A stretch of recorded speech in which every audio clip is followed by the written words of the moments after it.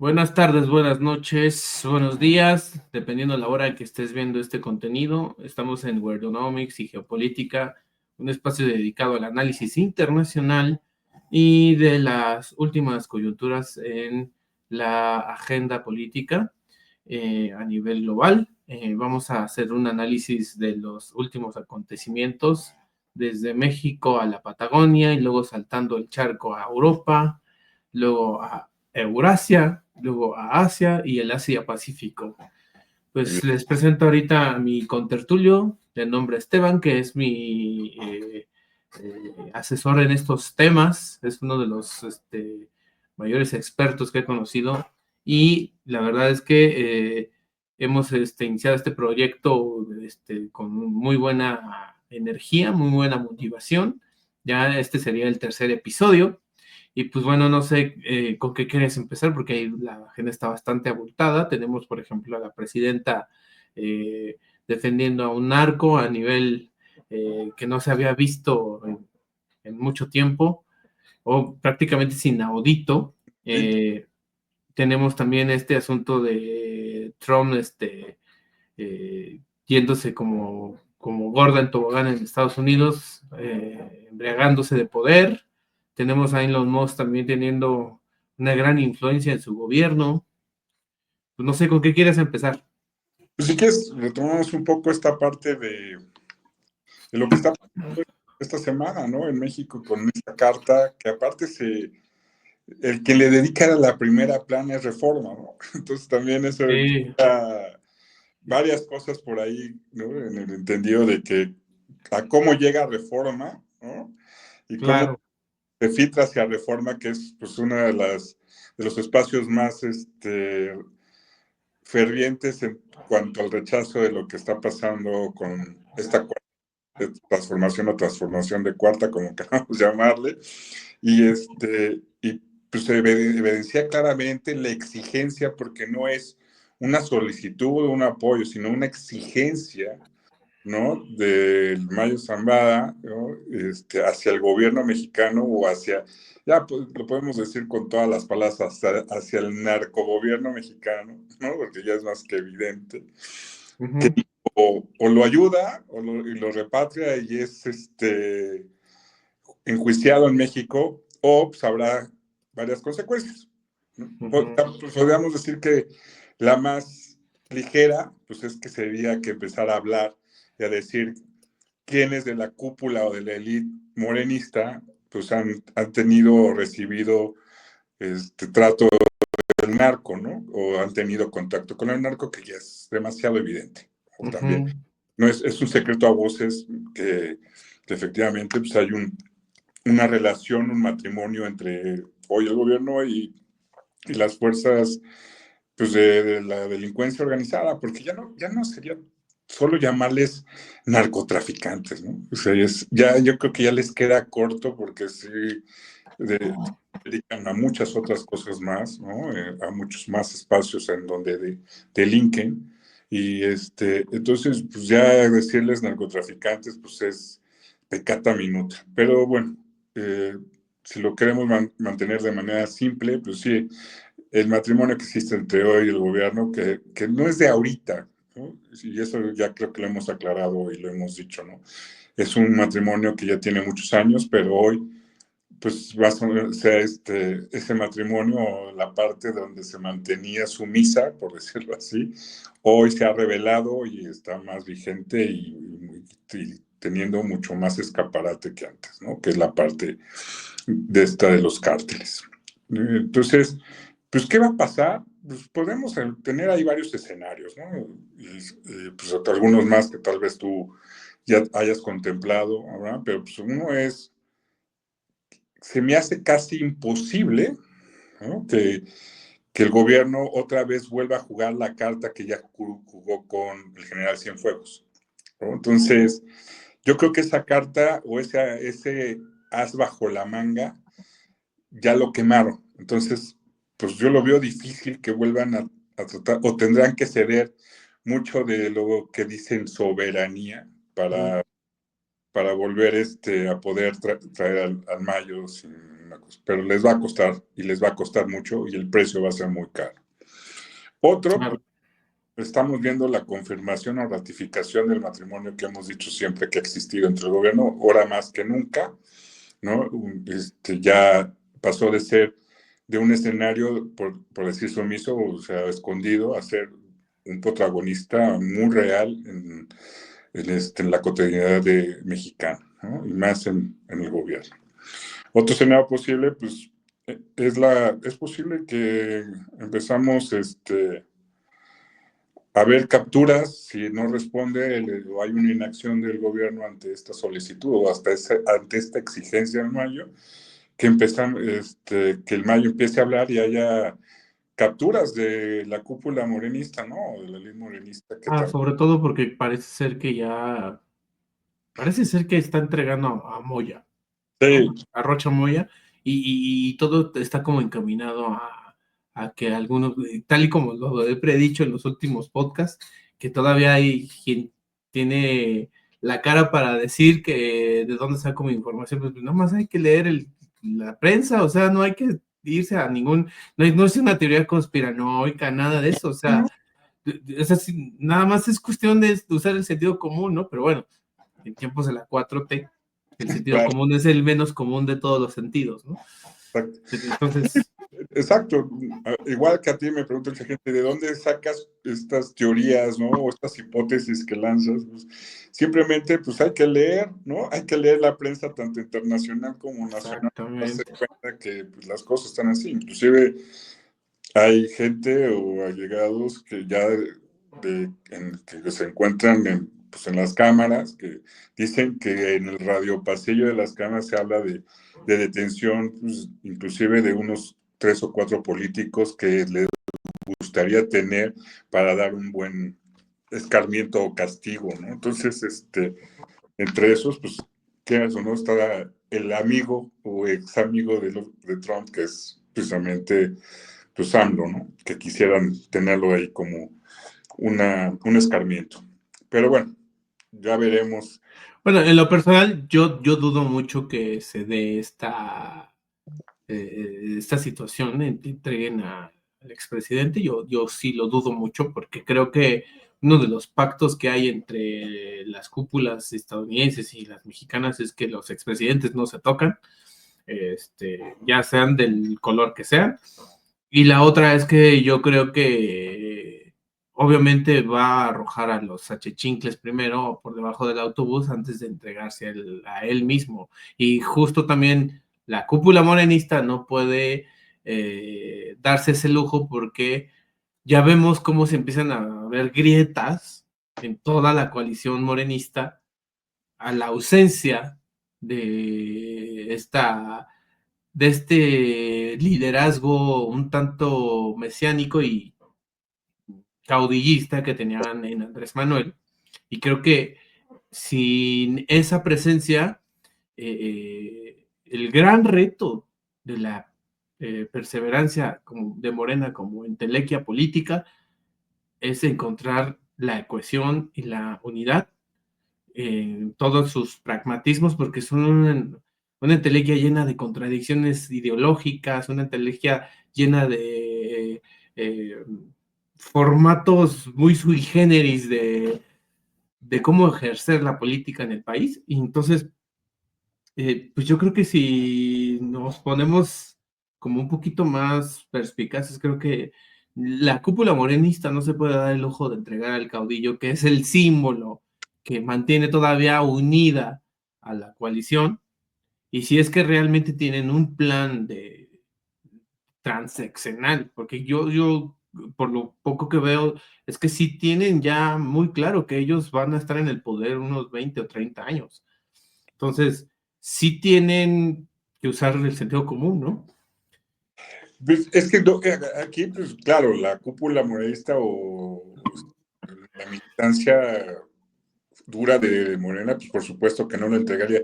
Pero ya no es cuestión de que lo entregue, ¿no? Sino de que pudiera ser capturado o no por las fuerzas norteamericanas en una incursión de asaltos sin que ellos se vean, ¿no? Como lo sucedió en el Mayo, si es que todavía está en el país, ¿no?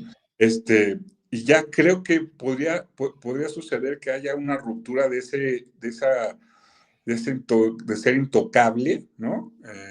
Por países extranjeros, ¿no? Entonces, pues no sé, se dice, ¿no? Tal vez habría una moneda de cambio, si me entregas Claro. 5, ¿no? Lo dejo en libertad, ¿no? O si me entregas 6, ¿no? Es como esa parte de, si lo hubiéramos, es, intégrame un ADR, un American Deposit Receipt, ¿no? Con 5 Así exactamente. Sí, esto prácticamente es una especie como de transacción, al fin de cuentas va a ser es una ecuación. Y yo sí, mis suposiciones, porque aquí sí voy a hacer una acotación, o sea, obviamente no tengo la verdad de todo, pero mis suposiciones es que todo lleva a una conexión con Harfush, pero porque Harfush va directo a ser históricamente, durante este sexenio, a ser el nuevo García Luna.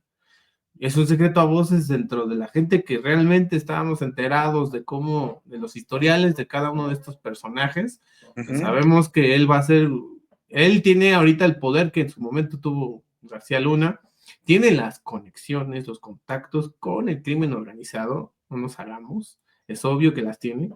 Entonces, yo creo que la moneda de cambio, si de verdad el gobierno de Trump presiona lo suficiente a Claudia, va a terminar sí o sí con gente muy cercana a Harfush o con Harfush mismo.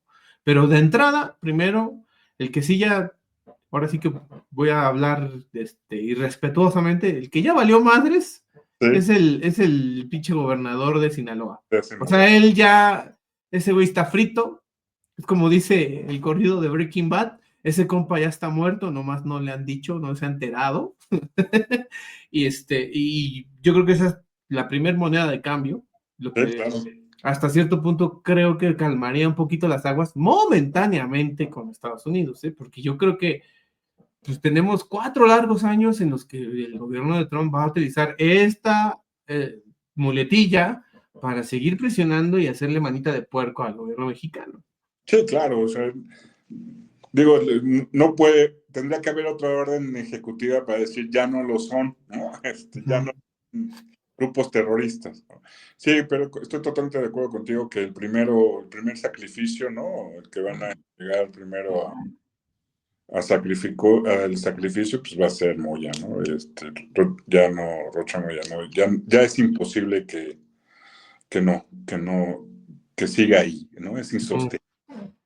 Pero también, bueno, otro tipo de escenario también bastante fuerte o posible, que ya sería un escenario muy, muy extremo en que el Mayo, al ver la inacción o la posibilidad de que lo extraditen a México, empieza a secuestrar e inclusive a asesinar esta cúpula morenista. Sí, también como sucedió en el 94, ¿no? O sea, si nos vamos a la historia reciente o contemporánea del México moderno, pues vemos que siempre ha habido como esa especie, como esa violencia un tanto, no sé cómo clasificarla, que heredamos directamente de los tiempos de la revolución, ¿no? Que prácticamente esa violencia se calmó hasta muy entrado la década de los 30, porque pues la revolución dejó a su paso a un montón de magnicidios, un montón de homicidios en contra de ciertos caudillos, etcétera. Y creo que estamos a las puertas de que los ciclos en la historia se repiten, a las puertas de que eso suceda otra vez, porque sí, esto significa una ruptura en el status quo de las élites que gobiernan a México. Y eso incluye a gente del PRI y del PAN, porque obviamente ahorita vemos a opositores como Lili Telles, que desde mi punto de vista es como la Noroña de la derecha.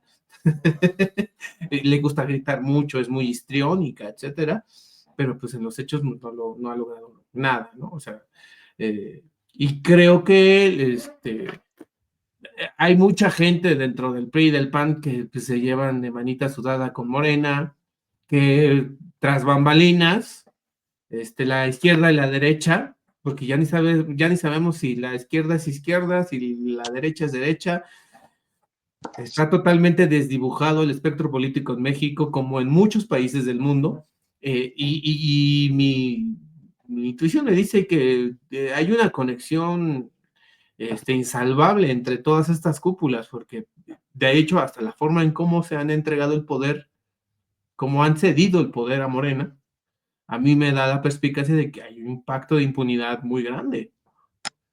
Sí, pues, o sea, pues todos se cuidan las espaldas porque todos tienen cola que les pisen, ¿no? Exactamente. Sí.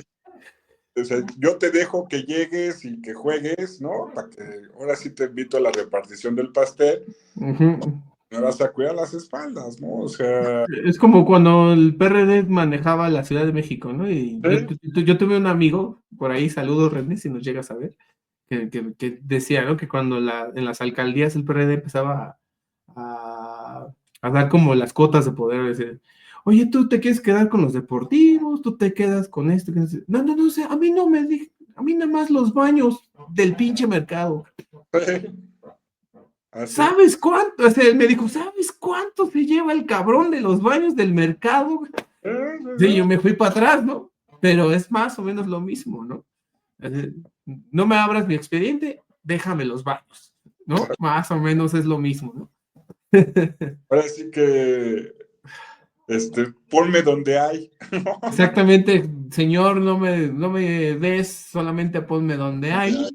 Es como que la máxima de nuestra clase política, Exacto. horrorosamente cierto. Exacto. Entonces, sí, sí estamos viendo ahí varios escenarios que pudieran subir.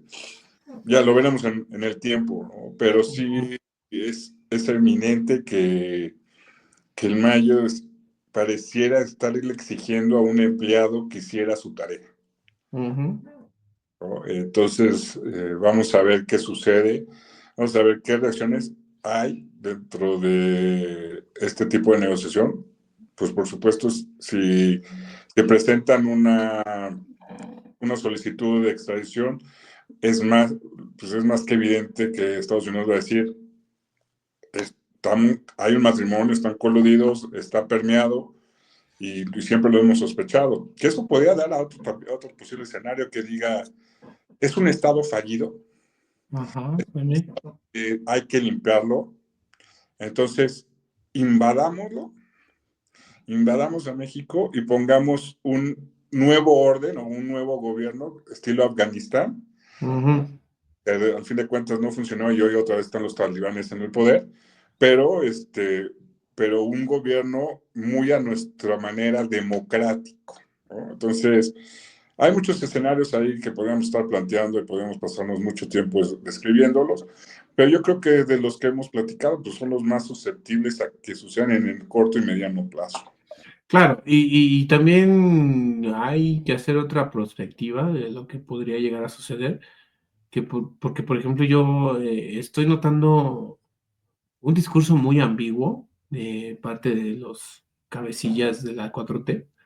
Por ejemplo, Monreal, como que se dice, se desdice y hablando como la chimoltrufia, ¿no? O sea, como te dice una cosa, te dice otra.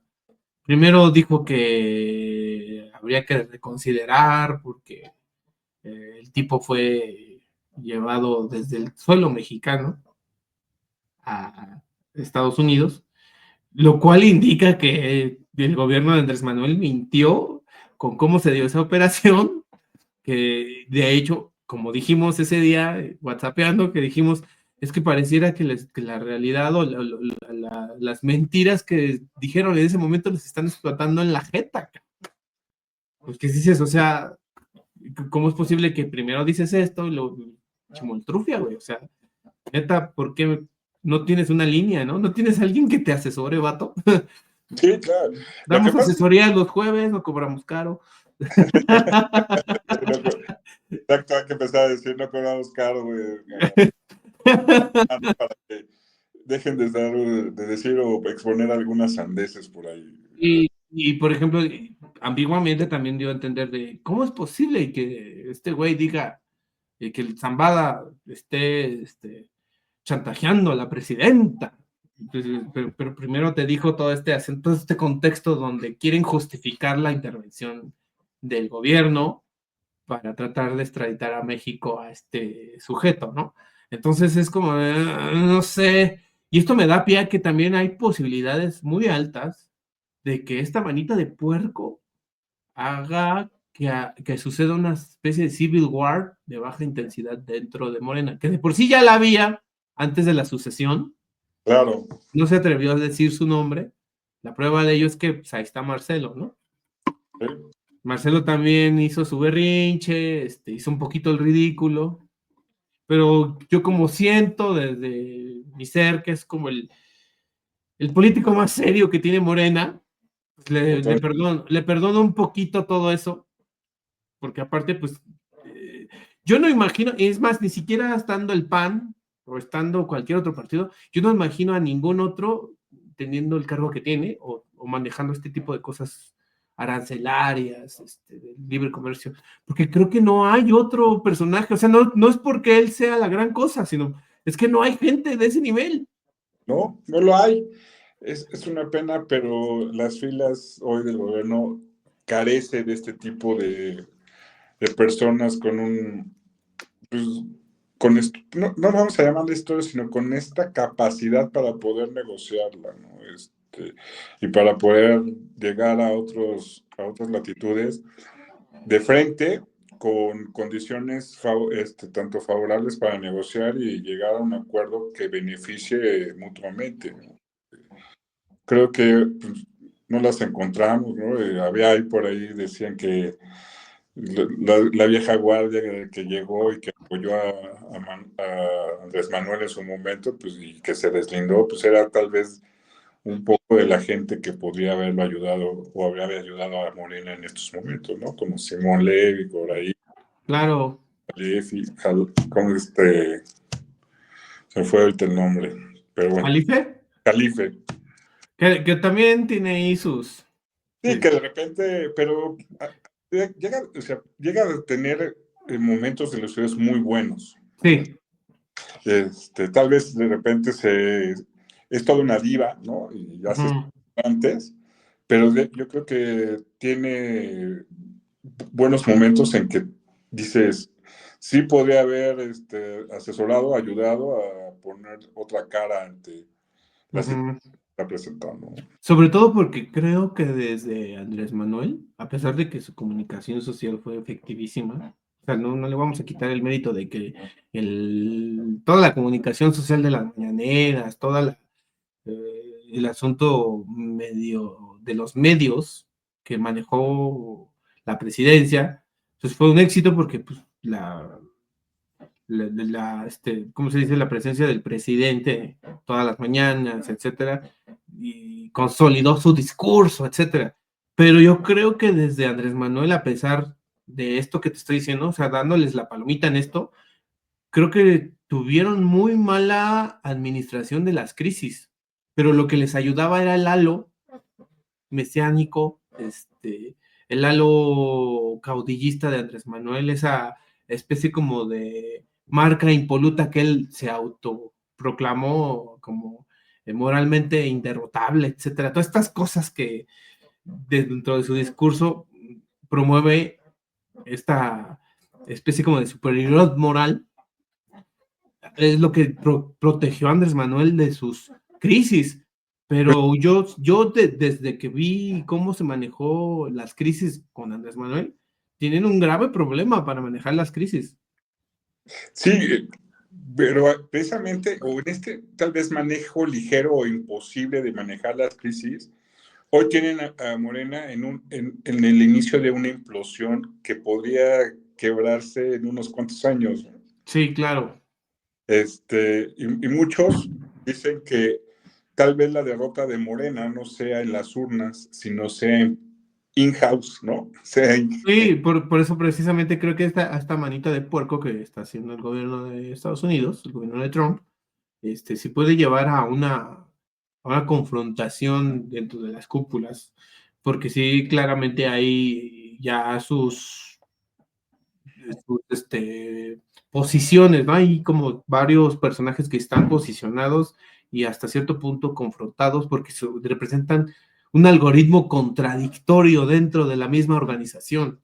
Entonces, Pues me parece que el cómo manejen esta crisis va a dictar la sentencia para que eh, probablemente Morena va a ganar el próximo sexenio, no lo dudo, porque la oposición sigue inoperante, pero lo que sí queda como muy entredicho es si va a lograr el mismo carro completo que logró en esta vuelta, ¿no? Sí, Entonces, lo que yo sí creo es que puede ser el parteaguas a lo mejor hasta de la decisión de una parte considerable del movimiento, de a lo mejor el inicio de una nueva oposición, y puede ser, no sé, me estoy aventurando mucho, que en algún momento esto se llegue al punto de que Morena prácticamente se reduzca a un PRD chiquito de tribus, etcétera, y la mayoría de los presidenciables empiecen a ir por la libre, ¿no? claro. Pues Es muy, Morena se va ¿cómo se dice? A ligar a este asunto del narco, etcétera, ¿no? sí, es muy posible que la izquierda vuelva a ser la izquierda de antaño, ¿no? Que Es que hablamos. es justo justo el apretón o la mano de puerco hace como mata muchos pájaros de un tiro, ¿no? Sí, sí. Sí, este apretón o este señalamiento o este bullying está haciendo que se aceleren, pues, muchas cosas que podrían haber tardado un poco más en manifestarse, Por ¿no? eso en alguno de mis estados, tanto de WhatsApp y de Twitter y así, puse, esto realmente terminará con la simulación de décadas y décadas y décadas. Eso es como de la incógnita, ¿no? Porque si hay una posibilidad y es alta, o sea, hay que aceptarlo. Sí, Pues bueno, yo creo que terminamos este asunto porque sí, pues, todavía está muy ambiguo, no sabemos qué va a pasar exactamente. Yo estoy 50 y 50, no sé, no creo que lo logren extraditar. No creo que realmente haya una verdadera voluntad política, porque sería abrir la caja de Pandora, pero vamos a ver qué sucede, ¿no? sí. Te digo, a mí pues, hay señales que tal vez en esa posible inacción que podamos ver, pues porque te digo, o sea, Reforma, el primer medio opositor y que le hace frente a este movimiento, le dedica una plana completa, ¿no? Está exhibiendo totalmente la exigencia de pues, un jefe a un empleado, ¿no? Sí, Ujú. sí se podrá dar muchas cosas en adelante. Está todavía en pañales, está en los primeros capítulos de la novela, todavía no llega a su clímax, entonces vamos a ver qué sucede. Ok, pues no sé si quieras hablar un poco de lo que está pasando en Estados Unidos con las supuestas auditorías de Elon Musk, cómo empieza a tener una gran influencia en el gabinete de Trump. Eh, no sé si quieras hablar de su actuar hacia su política interior. Sí, si quieres, abordamos un poco ahí, Ok, si quieres ahí te voy alimentando en el contexto, ¿no?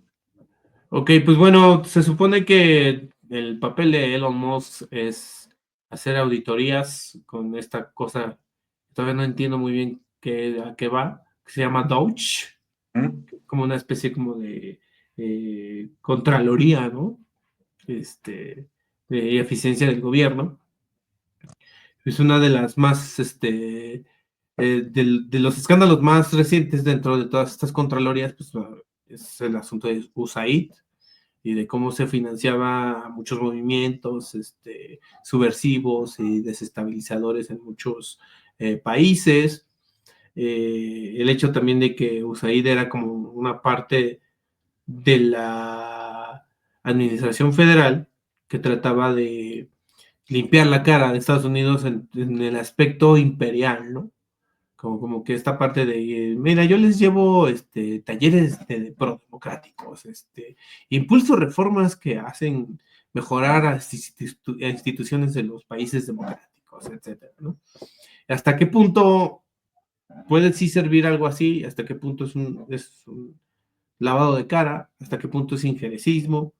No sé cuál sería tu opinión sobre USAID y qué opinas de lo que hizo Elon Musk.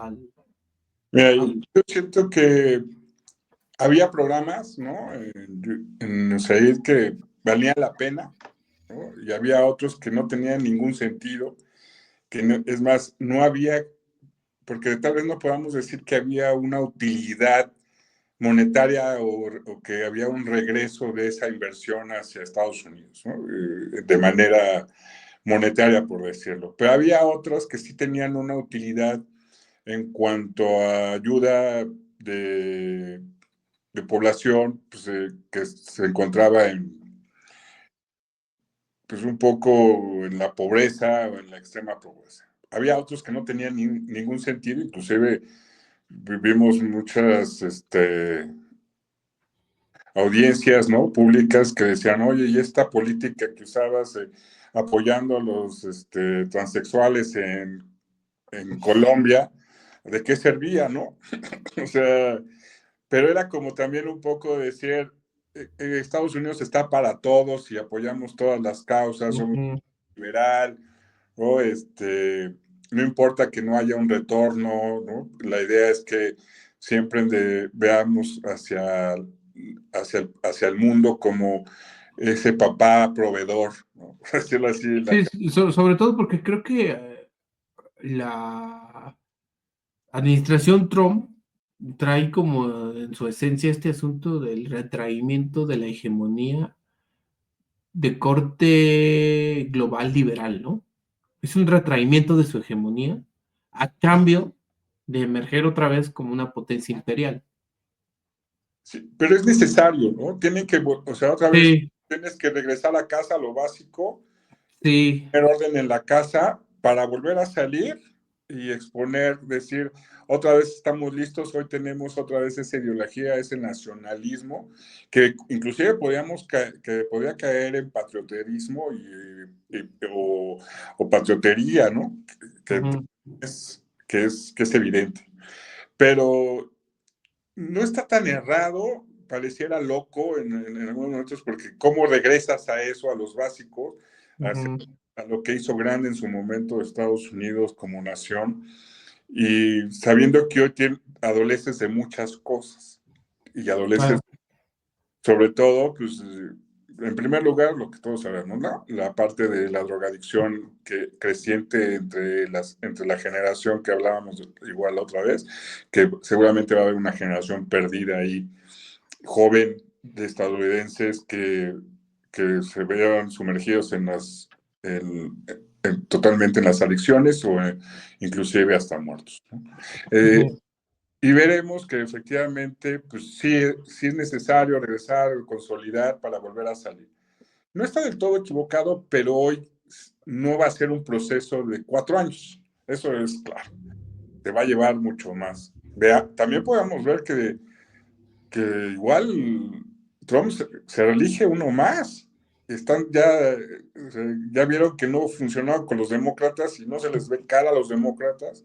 De querer volver a tener pues, el poder en sus manos, porque siento que el dulce se lo regalaron completo a Trump, porque aparte cada cosa que comienza a ser como muy evidente del desgaste del discurso demócrata, comienza a darle hasta cierto punto mucho peso a toda la metanarrativa trumpista.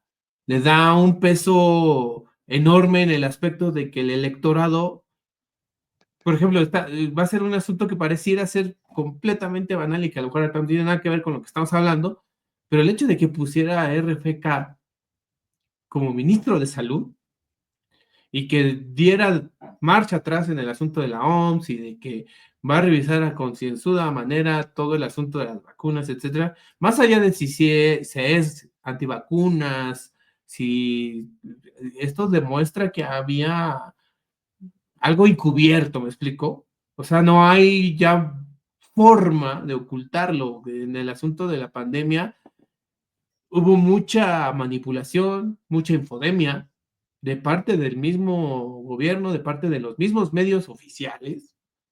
Y entonces ahí es donde está sabiendo vender muy bien su metanarrativa Trump, ¿no?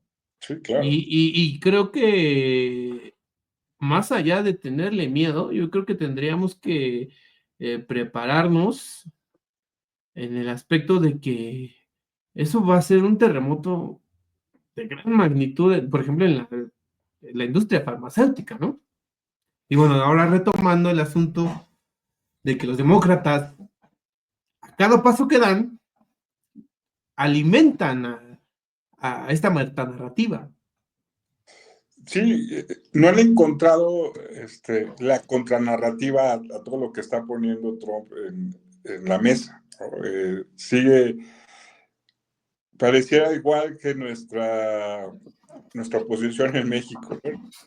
Está todavía perdida, no hay un liderazgo, y ponte que no fuera Trump el que se reeligiera para el segundo periodo, pero ya encuentras a un Marco Rubio, el principito muy fuerte, para poder tomar el poder y seguir con la misma dinámica. Entonces, sí es posible que este episodio de la historia americana que se está dando y se está generando, pues sí tenga años para consolidarse. No se va a consolidar como antes, pero sí creo que sí hay una posibilidad de que si sigue la parte republicana en el poder, podrá consolidarse en la medida en que también la economía se lo vaya dejando. Ahora vamos a ver, pues, que ya con los recortes de estos programas que antes se estaba haciendo Israel, pues va a regresar o va a haber mucho dinero dentro de Estados Unidos otra vez, ¿no? Uh-huh. Que ya no va a salir a esos programas totalmente inútiles para apoyarlos. Entonces, ¿qué va a suceder en los países donde estaban? Pues van a tener que encontrar la manera de seguirlos patrocinando, pero desde sus mismos gobiernos, que se me hace imposible también, ¿no? Sí, por eso creo que en síntesis, a falta de más datos, y el hecho de desmantelar USAID es en los hechos la claudicación de la hegemonía global liberal, a cambio de reconstruir su perspectiva imperial. Digamos que es como un neoimperialismo estadounidense en el siglo XXI. Claro, pues yo no sé si sea una hegemonía como tal, o realmente se desvió mucho esta opción de ser el salvador, te digo, el papá del proveedor del mundo, que llegó a un momento en que creaste una serie de programas que no tenían ningún retorno. Y vuelvo, y lo recalco, no solo se habla de un retorno monetario o financiero, sino de un retorno tal vez, si había programas contra la pobreza, de la posibilidad de que hubiera mejores cosas, ¿no? O mejores condiciones de vida para esas poblaciones donde... Sí, a lo mejor que tú apoyes a estas comunidades, hagas crecer, no sé, el autoempleo, dinámicas de la economía, que tú de veras asesores y hagas una especie como de que asesores a esta gente para que tengan una forma de vida autosustentable. Y yo creo que eso no se vio en los hechos, porque si no, no tendríamos las cifras de migración que tenemos, ¿no? Y tampoco tendríamos el asunto de que el desgaste tan evidente de todas las ideologías woke, que parte de ellas fueron financiadas por USAID, sí, pues, ¿no?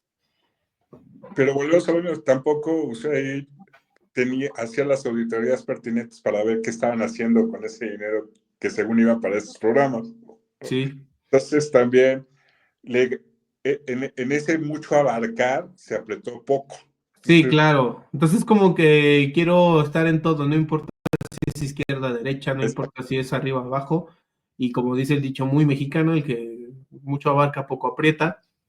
Y también creo que es evidente que es un retraimiento de esta hegemonía o de este ejercicio del poder global, eh, como una consecuencia directa del agotamiento de hasta cierto punto de que ya no había más camino hacia dónde ir. Me explico, a raíz de que Estados Unidos gana la Guerra Fría, y prácticamente Estados Unidos vive dentro de la desaparición de Said su propio final de la historia, ¿no?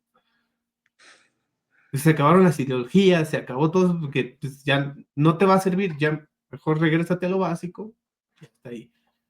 Sí, inclusive, pues, o sea, de repente venías con una sinergia muy importante en cuanto a armamentismo, porque pues tenías, pues eso es lo que provocó el tener un enfrentamiento con Rusia, ¿no? Que quería hacer de todo. Ay, ¿por qué si los rusos lo hicieron, nosotros lo podemos? Porque ya el espionaje nos dijo que lo estaban haciendo, hay que hacerlo primero. Y de repente dices, ¿y ahora? ¿Con qué voy a jugar? ¿Y con qué juego? Pues ahora me toca ser precisamente el vigilante, el policía, el papá, el maduro en este mundo, para precisamente permear incluso la ideología norteamericana a través de estas ayudas, ¿no? Que pues no funcionaron y inclusive pues hasta provocaron aberraciones o enojos a través de ellas. Entonces, también es algo que se creyeron que podían hacer. Es como una religión, ¿no? Que cree que a todo mundo el sermón le va a servir. Y no, ¿no? Entonces, creo que en ese sentido, todo lo que hizo Usaid, pues terminó explotándole también en las manos y ya pues, ahoritados con de dónde qué se hizo con ese dinero y si se va a seguir haciendo esos programas, pues hoy sabemos que definitivamente están cancelando el 80 casi por ciento de esos programas que estaba utilizando o patrocinando el USAID, ¿no? Entonces, sí es importante que también, ¿qué va a pasar con esos programas que no van a tener ya ese dinero o ese flujo de dinero hacia los programas y cómo los van a seguir sosteniendo, si es que se siguen sosteniendo? Entonces, Bueno, pues yo creo que con USAID ahí cerraríamos este asunto de Estados Unidos. Pues no sé cómo veas ahora Canadá. Canadá, híjole, Canadá se está poniendo también interesante, ¿no? Sí, porque también había una especie de júbilo por los canadienses cuando parecía que era muy amiguis de Claudia con el asunto de los aranceles. Y pues ya vimos, de hecho yo lo puse, ¿no? O sea, los canadienses nunca van a ser tus aliados, y menos porque ellos pertenecen a la influencia anglosajona, ¿no? O sea, en el primer momento en la primera oportunidad que tuvieran nos iban a arrojar abajo del autobús y así se vio, ¿no? Y Sí, declarando también terroristas a los cárteles, etcétera. pues sí, volvemos también a lo mismo. Hoy también en Canadá se está volviendo un problema de salud pública las adicciones. No en la dimensión que la tenemos en Estados Unidos o que se está presentando en Estados Unidos, pero Canadá también está haciendo, porque los cárteles no se quedan quietos y tratan de inundar con su producto a donde se pueda y a donde lo vean que lo vayan a consumir. Y Canadá, pues también es una economía, pues también un poco bollante, o sea, en cuestión de ingresos de la población, y pues tienen acceso también a mucho de este tipo de drogas recreativas, por decirlo así. Claro. Y era lógico que pues, en apoyo y también pues, de conveniencia, porque no es otra cosa, oye, sí te estoy apoyando en tu designación y creo que sí, pero también apóyame en otras condiciones porque no me pongas esos aranceles de acero y aluminio porque yo mi producción es del 50, el porcentaje de mi producción de esos metales, en el 55% de ella se va precisamente a tu mercado. De alguna manera yo estoy aquí atrás apoyándote, pero también quiero que tú me apoyes, ¿no? Somos hermanos, somos brothers en esta lucha contra los cárteles y pero también ayúdame un poco pues, en el sentido de seguir siendo un proveedor de muchas otras cosas, sobre todo acero y aluminio, pues, a la industria norteamericana, ¿no? Vamos a ver pues, qué va a pasar entre si va a entrar la ultraderecha en Canadá también. se ve que sí, se ve la moderación de Trudeau está en terapia intensiva y no creo que se logre, creo que mantener.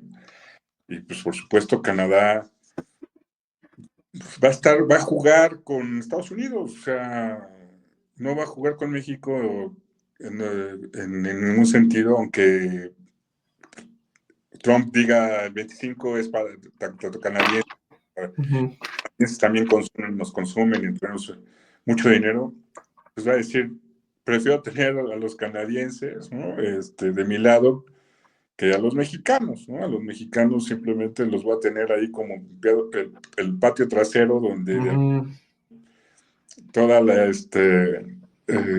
parte, pues no quiero llamarlo basura, ¿no? Pero se contenga y pues Canadá pues pueda seguir siendo pues, mi socio comercial, porque al fin de cuentas siento que vamos, ¿no? El TECMEC terminará siendo un tratado de bloque de dos países que van a jugar en ese sentido, y a México lo van a dejar fuera del juego. Dicen que no, pero no encuentro las facultades para que suceda de esta manera en nuestro país. Las razones, ¿no? Porque también el hecho de cómo fueron concebidos los aranceles y cómo están planeando su ejecución, también dan la pauta de que en los hechos eso significaría la cancelación de la vía del nearshoring para México y la cancelación de hasta cierto punto un crecimiento sostenible en el tiempo, ¿no? Pues ya, esta semana o sea, son preocupantes las cifras de crecimiento que daban. Pasó del 1.2 para este año de crecimiento a 0.6. Pero eso es sin aranceles. Con aranceles vamos a crecer negativamente a menos 0.2. Entonces, se está viendo, y lo platicamos, que también aquí con nosotros, que estábamos ya en una recesión, y es clara la recesión en la que estamos cayendo como país. Y Banxico, pues ya le es insostenible el no decir que estamos ahí y que nuestro crecimiento pues, va a quedar muy por abajo del 1%. Y estamos apenas en febrero, Abraham, que eso es lo más preocupante, ¿no? Que ya bajó la perspectiva en febrero a 0.6 y si las cosas se empeoran, creo, pues tenemos otras cifras de 12 años. Entonces, pero bueno, nos vemos un poco. Canadá también está presentando ahí problemas, ¿no? Salud pública, en cuanto a economía también un poco, pero pues sigue creciendo, ¿no? Sigue creciendo. La pandemia trajo el fantasma o el espectro de la inflación que sigue siendo en todo el mundo un problema, todavía no se ha erradicado y todos están padeciendo eso. Otra vez Estados Unidos aumentó la parte del índice inflacionario a partir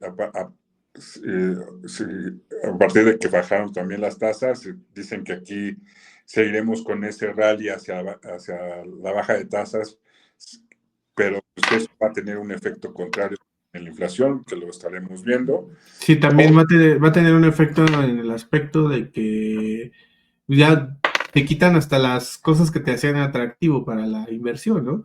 Tenías hasta cierto punto acceso a un libre mercado y a una zona que tiene un tratado de libre comercio con Estados Unidos, y tenías también una reserva o un banco que te estaba dando tasas muy atractivas para dejar tu dinero ahí, ¿no? Sí, entonces no creo, no creo que el rally siga hacia abajo. Vamos a ver qué decide Banxico en su momento. No es muy parecido a lo que se hace en Estados Unidos con la Reserva Federal, creo que la Reserva Federal va a empezar también a tener otro tipo de dinámica, ¿no? También por ahí nos dice que quiere auditar la Reserva Federal. Uh-huh.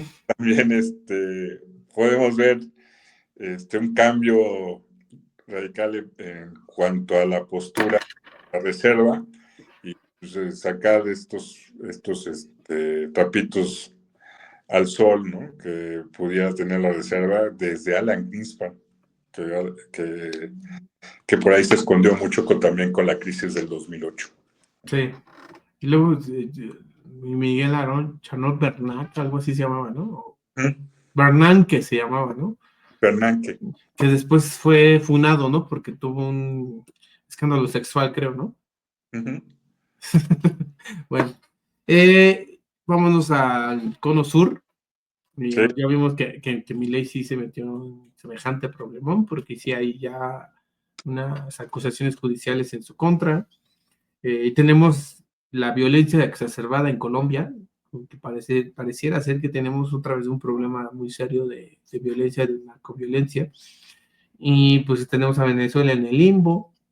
Brasil con un Lula disminuido, con un liderazgo pues, muy gris, que ahorita sí de plano no tiene mucha influencia en la región. Es un Lula que no se parece mucho el de la década pasada, que tiene poca influencia a nivel regional y que creo que también está teniendo muchos problemas para consolidar su gobierno en Brasil. Sí, pues digo, podemos ver, pues Milei, pues, dicen que no pude, con este CryptoGate que le cayó, ¿no? Que hizo, pues dicen que no puede haber un presidente tan ingenuo en haber caído en esta situación, ¿no? Y lo está pagando y lo va a pagar por mucho tiempo, es algo que no se les va a olvidar tan rápido. Y vamos a ver qué pasa con el marketing de la imagen de toda esta postura de Milei de extrema derecha, que puede verse colapsada por lo que sucedió con este CryptoGate, ¿no? También vamos a ver qué sucede. No, estamos en los capítulos iniciales de todo esto. Más vemos. Lo preocupante es que, bien lo dices, es la parte en Colombia, ¿no? Colombia, Perú, que vuelve a tener estos rasgos de terrorismo muy parecidos a los del Cártel Medellín, ¿no? Ahora más con guerrilleros que están coludidos o que están en alianza con los mismos cárteles mexicanos, porque ya no son los colombianos, sino son los mexicanos y que pues no encuentran cómo pararlos, ¿no? Un Petro inoperante, ¿no? Que a veces sigue discursos muy del Foro de Sao Paulo, ¿no? Y que ya no tienen vigencia, que son viejos, que se están dando en otras condiciones que en el momento en que se crearon. Pues Brasil esperando que por los grandes del BRICS le tiren la soga, ¿no? Para ayudarlo. Pero pues mientras tanto también tirando de la cuerda Lula para tratar de quitarse de encima como que esta parte ultraderechosa de Bolsonaro, sí, tratando de meterlo a la cárcel como de lugar, y ahí hay una coyuntura bastante ejemplificadora de los tiempos que corren, ¿no? En la política, que hasta cierto punto nos regresan a estos puntos de desencuentro extremadamente polarizantes. Es como de ellos o nosotros. Y siento que Brasil está viviendo esa vorágine, porque creo que es muy delgada la línea entre uno y otro de los bandos, pues sobre todo porque creo que Lula no ganó por un margen bastante significativo, ganó muy, muy apretado, y siento que es muy aventurado hacer este tipo de maniobras. Tratar de meter a la cárcel a Bolsonaro le puede pasar una factura muy alta, sobre todo porque estás creando un mártir, ¿no? Sí, a ver, En Brasil, al igual que está sucediendo en México, pues, hay una línea entre dos poblaciones, ¿no? Los fifís, ¿no? Y los chairos brasileiros, por decirlos así. Sí, sí, sí. Este, está muy marcada igual que hoy en México, ¿no? Inclusive, por ejemplo, logró Lula poner a Dilma en el nuevo Banco de Desarrollo del BRIC como jefe, ¿no? de este banco, tratando un poco también de que le ayude en este crecimiento de infraestructura dentro de Brasil, ¿no? Que pues, estamos hablando que tiene un capital bastante bueno este nuevo banco, que estamos hablando de 100 mil millones de dólares, ¿no? Entonces, Lula lo que quiere es ayúdame a crear infraestructura en mi país a través de este gran bloque económico que se está creando, que pareciera que sí está integrado Brasil, Rusia y Sudáfrica por ahí, pero realmente podría ser un bloque entre India y China y se podría llamar sí o sí o IC. Eso es Sí, digamos que el acrónimo está bastante, ¿cómo se dice? Magnificado, ¿no? sí, Porque realmente el peso de algunos países no es tanto. También en el contexto del comercio internacional no tienen tanta preponderancia. Sí son economías emergentes que en su momento tuvieron una oportunidad de avanzar a otros niveles de desarrollo y de crecimiento económico. Brasil es el mismísimo ejemplo, que creo que ellos mismos se dieron harakiri al aceptar primero el Mundial de Fútbol, lo que les trajo muchísimos gastos infructuosos, que prácticamente para mí fue lo que causó el golpe de Estado contra Dilma. uh-huh. Y tienes también este asunto de las Olimpiadas que estuvieron a punto de ser canceladas. Brasil ya no. Ahora sí que, como dice Milei, ¿no? No hay plata, no había plata. O sea, no había forma de financiar eso, salvo con deuda, y eso fue lo que hizo Temer, ¿no? Uh-huh. Para quedar bien con el Comité Olímpico Internacional, que hasta cierto punto creo que también es un caballo de Troya que luego ciertas élites internacionales están utilizando para descarrilar países, ¿no? Es evidente que creen que estos eventos van a traer una gran derrama económica. Y es todo lo contrario, ¿no? Es lo contrario, ya lo vimos en la Euroasia, ¿no? Por ahí con todos estos mundiales que se crearon en Qatar y todo, que definitivamente pues no tuvieron la derrama que se esperaba, ¿no? Y también un poco llevado por la idiosincrasia del lugar, porque no está prohibido el alcohol en estos países y como extranjeros, si vives, por ejemplo, en este tipo de países como Qatar, Abu Dhabi, Dubái, pues necesitas un permiso del gobierno para comprar alcohol como extranjero. Entonces, y los árabes no entran a estas tiendas. Hay tiendas especializadas para los extranjeros. Entonces, han sido como simple hechos o hasta sobornables, se podría decir, para que ocurran estos eventos en esos países con la idea de que va a haber una derrama económica. En el de Qatar, pues no era tanto la derrama económica, poner en el mundo, en el radar del mundo, la Liga Árabe, ¿no? Y que aparte, porque Qatar estuvo mucho tiempo de moda en el asunto del cosmopolitanismo, Así es. y siento que también el mundo árabe es como, también tienen, híjole, no quiero ser manchado, pero creo que tienen también una especie de complejo como los rusos, de querer figurar en el mundo occidental, así como de, ay, mírame, mírame, aquí estoy, existo, ¿no? Y siento que también el hecho de que la Liga Árabe y este tipo de países como Qatar insistan en tener presencia en este tipo de eventos, forma parte de eso, ¿no? Sí, claro, pues.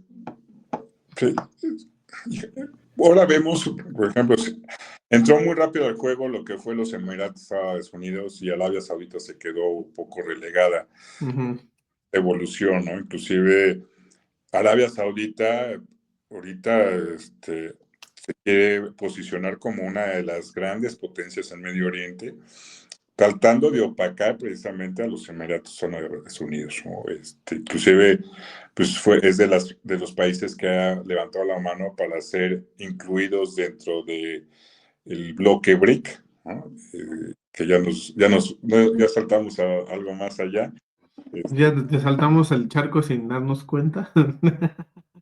Entonces, también, pues, como lo hemos hablado, no solo en Europa se está dando un nuevo orden, se está dando también en Euroasia, Medio Oriente y en muchos más lados, ¿no? Entonces, sí vemos que hoy Latinoamérica pues, se le ve enferma, por decirlo así, sin un rumbo claro, sin un rumbo creador o de participación buena en el mercado, ¿no? O sea, que sean, no me gusta usar la palabra disruptivo porque ya está muy quemada, ¿no? Pero Ujú.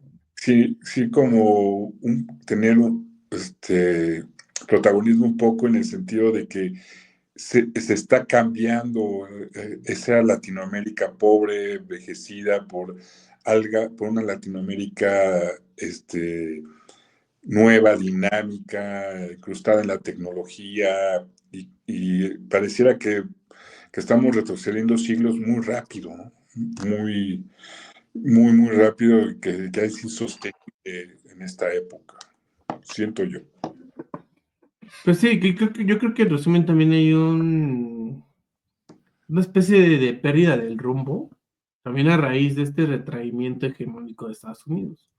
Porque creo que el dejar la puerta medio entreabierta permitió que llegaran ciertos elementos a cambiar las dinámicas internas de estos países en la constante de que se empezaron a radicalizar ciertos discursos, ¿no? Ideológicos, etcétera, y que al final de cuentas terminaron en meros experimentos. Uno de los más ejemplificadores es Cristina en Argentina. Otro de ellos es, uno de los más tristes es Toledo, digo, Pedro Castillo, el de Perú, que ¿Mm? le duró muy poquito el chiste. Este, y esto es como que Latinoamérica siempre está viviendo en este jaloneo y estiramiento, porque creo que también no tiene, hasta cierto punto, por ser sociedades que todavía tienen muchas deficiencias en su autoconcepción, tienen muchas deficiencias en su identidad también. Creo que también hasta cierto punto necesitan una línea conductora que les dé un cierto rumbo, cierta certidumbre hacia dónde van. Y creo que a la falta de esto es lo que ha traído este escenario en el que América Latina parece en su conjunto un territorio perdido y sin rumbo y es una tierra de nadie, ¿no? Sí, pareciera que hoy, es que cuando reviso mucho de lo que está sucediendo en Latinoamérica, veo mucho de libros que yo leía en la carrera de ciencia política. O sea, pareciera que estamos regresando al siglo pasado y a los años 80, ¿no? O sea, principios. Prácticamente ves retórica sandinista por ahí, ¿no? Sí, este, y presentando en estos libros, ¿no? De por qué Latinoamérica no crece, por qué somos tercermundistas, porque, porque países emergentes no lo somos, ¿no? Pero nos han llamado como países emergentes para que no nos duela tanto el corazón. No, bueno, yo digo que hay dos, tres países que dentro de ellos México sí podríamos llegarlo a denominar emergente, en el aspecto de que sí tienen un peso por su tamaño, por su hasta cierto punto acotada industrialización, a pesar de todo. Yo creo que serían primero Brasil, luego México y luego Argentina. Y de ahí en fuera, creo que sí, no hay elementos suficientes para llamarlos emergentes a los demás países y perdón, no lo estoy diciendo, lo No, estoy no, diciendo con todo el respeto que merecen esos países. no es una manera despectiva, ni mucho menos. Ujú, Es una manera de decir por qué no se ha crecido, ¿no? La pregunta es, ujú, crecido. Sí, podríamos decir que México, por ahí Brasil, un poco Argentina, pues son países emergentes, ¿no? Inclusive antes del BRIC venir este, a pedirle a México que sea parte de, ha, pues ha venido a Argentina que por favor se una, ¿no? Al BRIC, aunque ya Javier dijo que no. Entonces, pero ahorita creo que ya no va a tener como mucho voz y voto para decir qué va a hacer o qué no, porque claro, que ya sí, no es. perdió como validez su discurso, ¿no? Sí, claro, perdió validez. Y digo, sí, no estamos viendo a los BRIC, ¿no? Ujú, Como bloque económico entrar a Sudamérica, sino estamos viendo a China entrar, ujú. ¿no? Y no hay que confundirlo, estamos viendo a China, no al bloque, entrar a Sudamérica en estos momentos. Correcto, y de hecho también es necesario acotar que por eso creo que el acrónimo está muy magnificado, porque Sí, en este punto la preponderancia económica y comercial que somete a los países a un cierto marco, que los que se meten a ese bloque, pues realmente el que dicta las directrices económicas y comerciales es China. O sea, no hay forma como de, o sea, digamos, cuando hemos escuchado que va a llegar inversión rusa sí, del sector que tú quieras, no sé, a Brasil o a Argentina o a Perú, no escuchas nada de eso, o no no, escuchas. ¿no? O sea, hemos escuchado hablar de una guerra comercial con Rusia? Nunca, ¿no? Esa es otra. O sea, el BRIC realmente, o el BRICS, es de dos naciones, la China y en segundo lugar la India, ¿no? A ver, entre estas dos naciones estamos hablando que tienen cerca del 36% de la población mundial, ¿no? Y hablamos de todos los BRICS, pues tienen el 45%. Entonces ahí te das cuenta que solo es un 9% del resto de estas dos naciones que tienen, ¿no? Ujú, Hablamos del PIB mundial, estas dos naciones tienen el 32, casi 33%, y conjuntamente con los otros BRICS tienen el 36, 37%. Entonces, no pintan los demás, simplemente se unieron bajo la tutela de estas dos naciones y en especial de China. sí, sobre todo para los entusiastas de toda esta parafernalia panfletera y propagandista de sí, nosotros nos vamos al BRICS cuando queramos y mandamos al diablo a Estados Unidos, ajá, este, ahí luego me la platica, ¿no? Pero No, hay que, es imposible, a ver, esta desdolarización que decían, inclusive para los BRICS, la desdolarización, es imposible porque su mercado, el mercado mayor o el mercado mundial existente es Estados Unidos, ¿no? Tal vez pueda haber la desdolarización entre ellos, que inclusive ujú. eh, por agosto, septiembre que tuvieron ahí su congreso o su asamblea, decían que iba a haber pues una moneda única que se iba a llamar UNIT, ¿no? Que UNIT, UNIT. Entonces, y se hablaba también que su programa paralelo iba a ser el BRICS Bridge, Multi-Site Payment Platform, ¿no? Que iba a venir en sustitución del SWIFT. Pues sí, entre ellos está perfecto, ¿no? Aunque también lo están empleando otras naciones o que tienen pues negociaciones o tienen comercio con parte del BRICS, sobre todo con China, ¿no? Pero Y, y, y sí, otra de las acotaciones que hay que hacer, que es muy importante también para no caer en sesgos ideológicos y propagandistas, Es que son países que hasta cierto punto también en mucho tiempo no han tenido realmente buenas relaciones. O sea, son países que tienen cierta repulsión entre ellos mismos. El caso más paradigmático, pues, es Rusia y la India. Digo, perdón, China y la India. China y la India han tenido estas escaramuzas transfronterizas Sí, y a lo largo del tiempo no han tenido buenas relaciones. No se tiene un historial donde ellos realmente tengan una cooperación sana, una cooperación, ya no digamos comercial, digamos hasta cierto punto hasta diplomática, ¿no? Yo no la veo. Y ahí hay un punto donde, de inflexión al que probablemente vamos a llegar en los próximos años conforme pase este nuevo reordenamiento geopolítico en base o con base a las líneas rojas de cada potencia, ya sea Rusia, China y Estados Unidos. Y digamos que ahí hay un punto de quiebre donde vamos a llegar a un punto de inflexión donde realmente hindúes y chinos van a tener la capacidad de ponerse de acuerdo y cooperar para hacer realmente hacer realidad este bloque. Y ahí es donde llevar a la realidad toda esta bonita idea del BRICS, y entonces es donde se va a poner a prueba de que están hechos, ¿no? Y creo que también hay un punto en el que China a poco le va a ceder el trono de la maquila y de ser la fábrica del mundo a la India. sí, o sea, otros, por supuesto, la India tiene mucha más población y mucha más mano de obra que inclusive China, ¿no?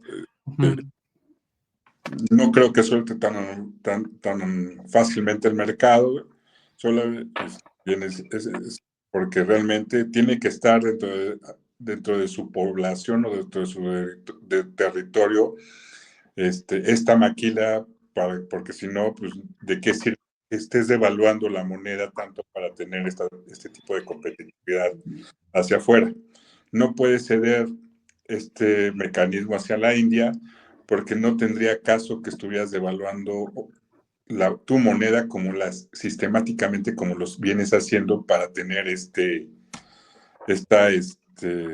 ventaja competitiva dentro del comercio mundial.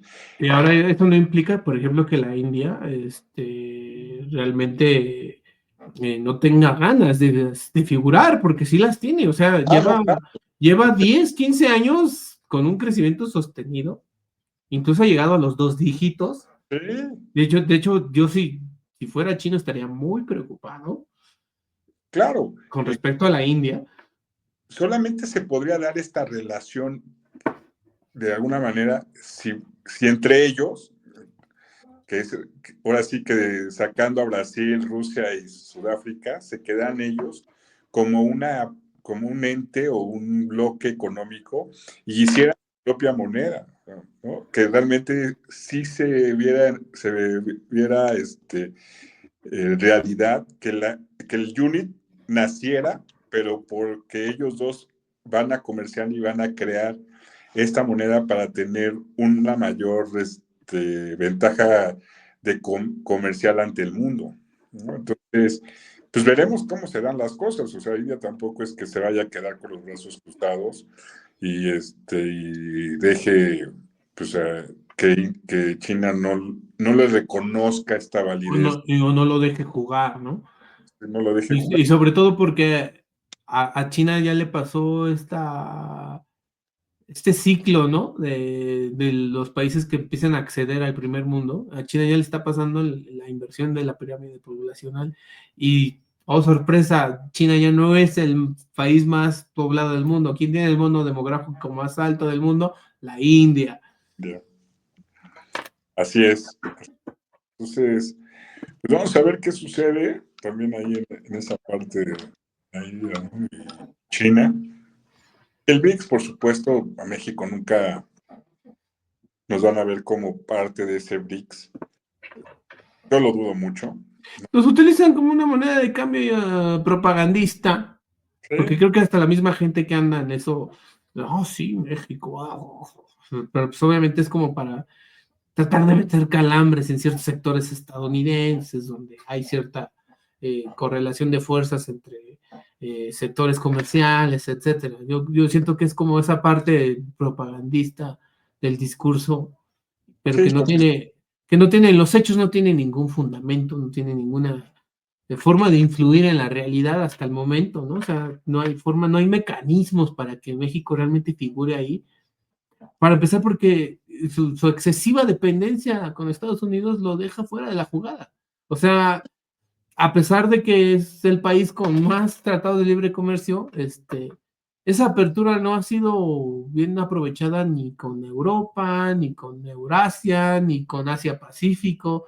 El haber entrado al TPP no ha significado realmente una ventaja para México para entrar a esos mercados. Al contrario, creo que hasta cierto punto también depende ya mucho de esos mercados, México, no tanto como del estadounidense, pero sí tenemos ahí un problema de nuestras balanzas comerciales y creo que el hecho de perdernos en estas parafernalias panfleteras, discursivas, propagandistas, nos pierde de la realidad de dónde estamos realmente parados, ¿no?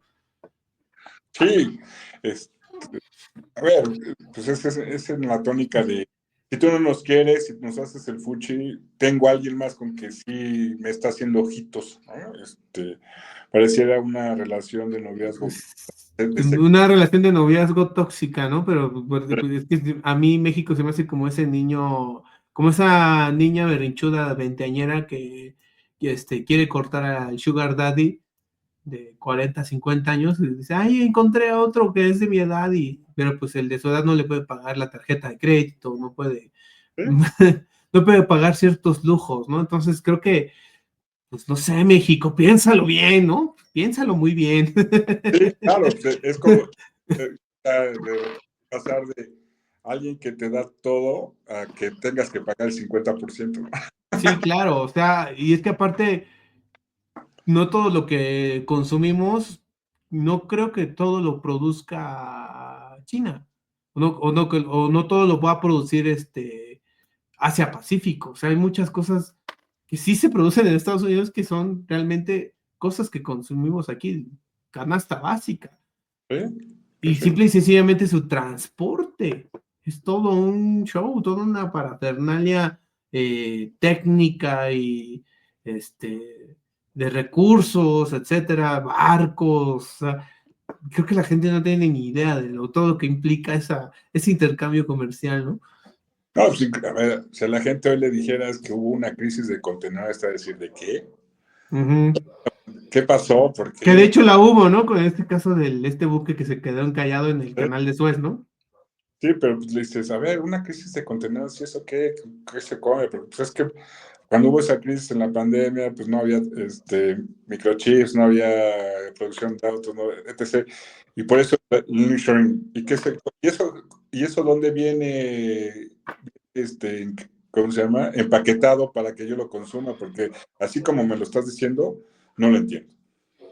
Sí, también es como un cheque de realidad que mucha gente necesita, ¿eh? Sí, sí. Que no entienden, yo siento que entender el grado de complejidad al que llegamos, tanto política como comercialmente en esta época, es algo muy necesario para tener un criterio, ¿no? Ya no digamos para votar, sino para hasta elegir en el día a día cómo consumir. Sí, van a tener que cambiarlos. O sea, hoy como se está viendo o vislumbrando este nuevo episodio, y en la semana, o sea, va a traer o tiene que traer un cambio de patrones de consumo. O sea, no hay de otro. Y yo creo que también aquí este asunto, vamos a retomar este asunto de la factibilidad de la sustentabilidad del proyecto BRICS, y en la medida en la que supongamos que se ponen de acuerdo, que a cada uno le dan su papel, que lógicamente yo creo que el papel del ejercicio militar y del poder castrense se lo van a dar a Rusia, a China le das la maquila, a lo mejor a la India le puedes dar el asunto el desarrollo de software y todo eso, porque creo que los máximos ingenieros en desarrollo de software y inteligencia artificial son de origen hindú, ¿eh? No hay que perder de vista eso, y la India está gastando mucho dinero en universidades de tecnología, etcétera. Sí, pero lo que pasa con esta parte, que dentro de su territorio son muy mal pagados. Uh-huh. Muy Y hay mal. una fuga de cerebros impresionante. Y terminan trabajando en Google, o terminan trabajando en Facebook, o terminan trabajando en Apple, etcétera, ¿no? Inclusive dicen que a unas millas afuera de las costas californianas existe un barco de creación de software y en su Uh-huh. población son indios, ¿no? Uh-huh. ¿Y por qué la creación del software afuera? Porque lo que estás haciendo es no pagar impuestos, están en aguas internacionales, no pagas, ¿cómo se llama? Seguro social, no pagas todas las Uh-huh. prestaciones que deberías, aunque para muchos de esos ingenieros indios o hindús, pues es mucho mejor que quedarse en su país y vivir en este buque porque todavía ganan un poco más de dinero. No como deberían estar ganando en territorio norteamericano o en territorio de otro, pero sí se convierte en hoy un modo vivendi del ingeniero indio o hindú, ¿no? Entonces, Eso sí serían los verdaderos nómadas digitales. exacto, esos sí son. Sí, esos son los true. Exactos, Así como hay metaleros true, esos son los nómadas digital true. Muy exacto. bien. Pues sí, bueno, en medida, retomando lo que estábamos diciendo, en la medida de que pues, les des a cada uno de ellos como está su papel fundamental en la estructura de esta organización, que no sé, Sudáfrica y Brasil a mí me parece que es muy obvio que van a ser se consolidarían como los proveedores de materias primas. Este, pues digo que sí hay una posibilidad, pon tú, de que se pongan de acuerdo. Entonces, eso haría sustentable y viable todo este acrónimo del BRICS. Que cada quien tiene que estar ubicado en su realidad y ubicado en qué puede aportar a esta organización de países, pero se ve complicado que se pongan de acuerdo, ¿eh? Sí, está Ya. complicado, pero ya, o sea, la primera pincelada fue crear este nuevo banco de desarrollo del BRICS, ¿no? Uh-huh. Metidos ahí con 100 mil millones de dólares, ¿no? Para proyectos sustentables y productivos primero dentro de estos países y después hacia otros más, ¿no? Esta fue como la primera pincelada, ¿no? La segunda pincelada es que se consolide su sistema de pagos, ¿no? Que por Uh-huh. supuesto va a estar basado en tecnología de blockchain o cadena de bloques, que es hoy Uh-huh. hacia todos vamos. Vamos a ver qué tan rápido escalan hacia allá y tal Y vez que también depende mucho de qué tan desarrollado tienen el sentido de la importancia de la tecnología en estos aspectos, ¿no? Porque pues se escucha muy bonito, pero pues, o sea, visiblemente no estamos enterados, obviamente si a lo mejor es algo, el problema de estos países es que en su mayoría son países con mucha opacidad, ¿no? Que no tienen mucha transparencia. Entonces, incluido en este aspecto del desarrollo tecnológico, que en algunos, por ejemplo, en China, y no sé si en la India estoy aventurándome a decirlo, sí son política de Estado, ¿no? Y hasta sí, cierto punto son hasta políticas de Estado secretas. sí, claro, claro. Este, o sea, está muy metido en toda la parte de desarrollo tecnológica del gobierno chino como el gobierno indio. Uh-huh. Sí, sí, no está tan de libre alcance o de libre mercado como en otras partes del mundo, pero el escalamiento tecnológico les es un poco más difícil porque realmente donde les llevan un poco más de años luz en todo sentido, pues son los israelitas, quieras o no, Uh-huh. inclusive en cuanto a toda la parte de cadena de bloques, los israelitas están muy por encima de muchos otros países, ¿no? Y eso sí te lo puedo asegurar porque yo fui parte de un foro donde vi la manera en cómo están evolucionando todo esto. Entonces sí están en otro nivel, definitivamente.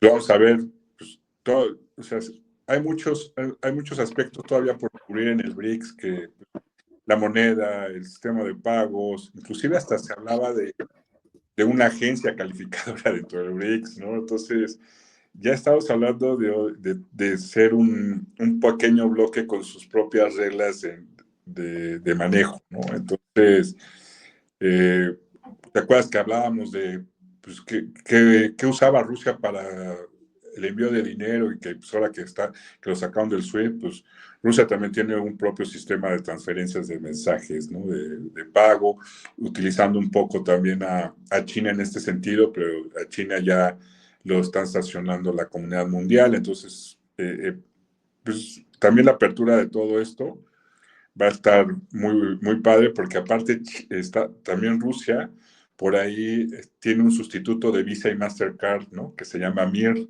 Entonces, se está poniendo bueno el contexto en este sentido, ¿no? O sea, tampoco creo que Rusia se ha quedado tanto de brazos cruzados en cuanto a evolución financiera, o la parte de las sanciones le ha hecho decir, no me puedo quedar de brazos cruzados, tengo que evolucionar y tengo que hacer algo más, ¿no? Inclusive, por ejemplo, su sistema de pagos MIR que hoy utiliza, ya lo está teniendo con naciones pues, de la antigua bloque soviético, que todavía tienen relación comercial, pero estamos viéndolo con Turquía, Cuba, Nicaragua y Venezuela, que pues, son los países que no quiere Estados Unidos, ¿no? Y que quieren echarle el ojito a Rusia en ese sentido para también llegar a una apertura con China, ¿no? Entonces ya veremos muchas otras cosas, ¿no? En ese sentido.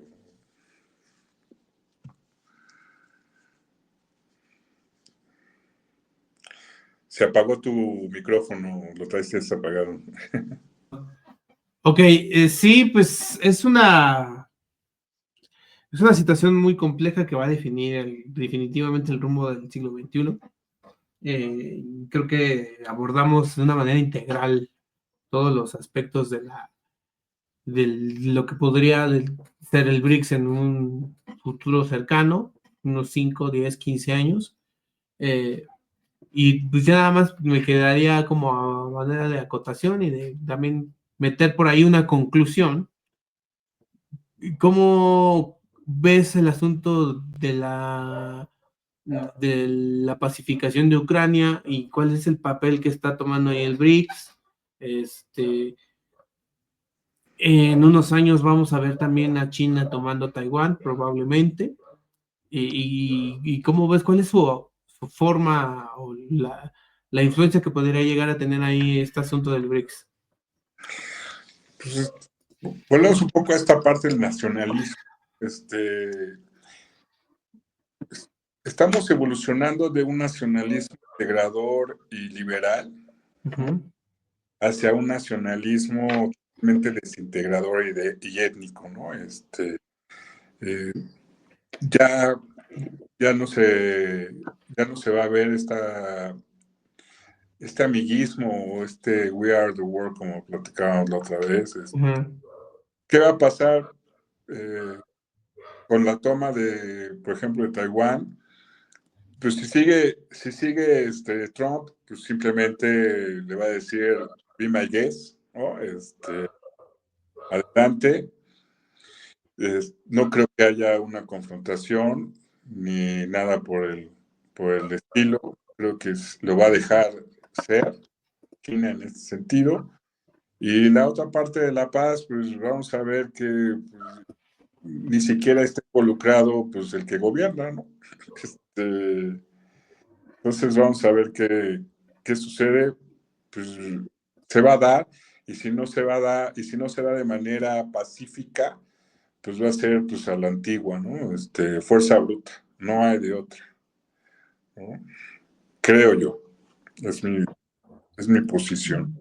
Yo también te secundo ahí sí estoy muy de acuerdo en que Estados Unidos también no tiene mucho que perder en el asunto de Taiwán, sobre todo porque en este halo neoimperialista, pues hasta cierto punto validaría o se autovalidaría esta política desde Estados Unidos, esta política trumpista de, si no expandirse, sí consolidar su influencia en sus áreas comunes, ¿no?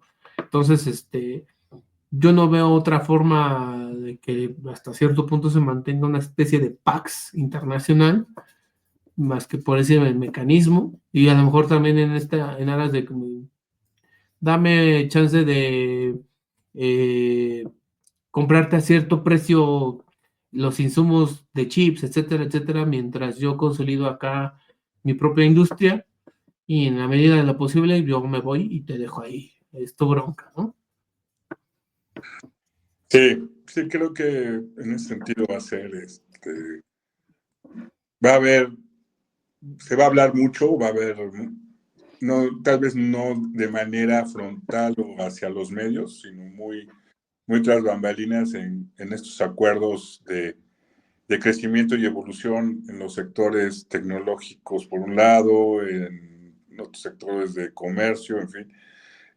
Va a haber esas pláticas, así que en lo oscurito, ¿no? Ujú. y, y de repente pues las vamos a empezar a notar en el mercado y van a decir en qué momento sucedieron, ¿no?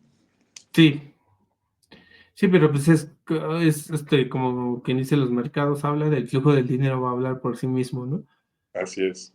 Pues bueno, creo que ya tendremos que cerrar este capítulo. Creo que fue un buen resumen de todo lo que está aconteciendo al mismo tiempo de que desglosamos de una manera oportuna cuáles son las capacidades y los antecedentes del BRICS. También creo que dimos como una explicación de cuáles son sus alcances en este momento. Y pues ya no queda más que despedirnos. No sin antes agradecerles que hayan quedado hasta este momento, qué valientes. Y pues nos escuchamos la siguiente semana. A ver cuál será el siguiente capítulo de Wordonomics y Geopolítica. Te agradezco mucho, Esteban, que te hayas dado el tiempo del día de hoy y nos vemos en la siguiente entrega. Perfecto, yo encantado, ya sabes que me encanta compartir este espacio contigo y con la gente, pues tratando de que se den una idea de lo que está sucediendo afuera de la esfera o de la burbuja en la que vivimos, ¿no? Y que, Sí, claro, sobre todo porque hay que entender la complejidad de los momentos que estamos viviendo, ¿no? exacto. Entonces, pues ya sabes, yo encantado siempre participar y compartir contigo en este intercambio de ideas y pues gracias nuevamente a todos y pues buenas noches. Ok, muchas gracias. Hasta luego. Luego.